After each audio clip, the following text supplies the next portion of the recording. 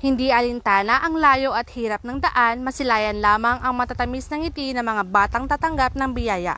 Iyan ang naging layunin ng 2nd Cagayan Provincial Mobile Force Company sa kanilang isinagawang outreach activity sa isang liblib na sitio sa Santa Teresita, Cagayan noong ika-22 ng Hunyo taong kasalukuyan.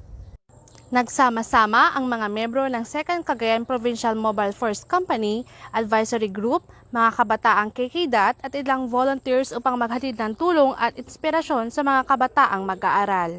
Nasa 75 mag-aaral mula kinder hanggang grade 12 ang nakatanggap ng school supplies gaya ng lapis, papel, notebook at iba pang gamit pampaaral, mga simpleng bagay na may dalang malaking pag-asa para sa kanilang kinabukasan. Ang mga naturang kagamitan ay mula sa suporta ni Mr. Marinito Bautista, Mr. Ray Acosta, Mrs. Geraldine Sangaw at Engineer Freddy A. Tamayo mula sa Company Advisory Group.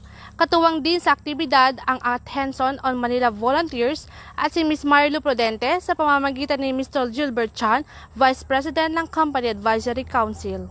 Bukod sa material na tulong, ibinahagi rin ni Pastor Joel G. Butay ang salita ng Diyos na naging inspirasyon at lakas para sa mga taga-Sitio Bigok.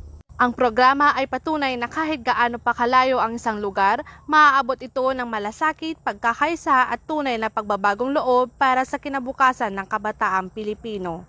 Mula dito sa Lambak ng Cagayan, ako ang iyong PNN correspondent, Patrolwoman Janet Balad, alagad ng batas, taga-taguyod ng Balitang Pulis.